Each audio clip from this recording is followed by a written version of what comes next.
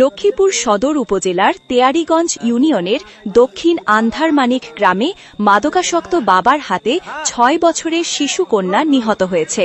সোমবার ৬ অক্টোবর সন্ধ্যা ৬:৩০টার দিকে এ মর্মান্তিক ঘটনাটি ঘটে।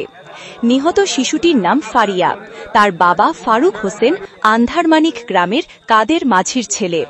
স্থানীয় সূত্রে জানা যায়, দীর্ঘদিন ধরে ফারুক মাদকাসক্ত ছিলেন। সোমবার সন্ধ্যায় কোনো বিষয় নিয়ে পরিবারের সঙ্গে ঝগড়ার এক পর্যায়ে তিনি ক্ষিপ্ত হয়ে নিজের মেয়ে ফারিয়াকে দা দিয়ে কুপিয়ে গুরুতর আহত করে বাড়ির পুকুরে নিক্ষেপ করেন। ঘটনাস্থলেই শিশুটি মারা যায়। তেওয়ারীগঞ্জ ইউনিয়নের ৭ নং ওয়ার্ডের ইউপি সদস্য লুৎফুর রহমান ঘটনার সত্যতা নিশ্চিত করে বলেন, ফারুক শিশুটিকে হত্যার পর ঘরের ভেতর দা হাতে অবস্থান করছিল।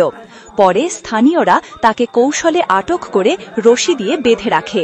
পরে বাড়ির বাসিন্দারা জরুরি সেবা নম্বর ৯৯৯-এ ফোন করে পুলিশকে খবর দেন। এ ঘটনায় পুরো এলাকা জুড়ে আতঙ্ক ও শোকের ছায়া নেমে এসেছে। লক্ষ্মীপুর 24 বিশ্বজুড়ে লক্ষ্মীপুর।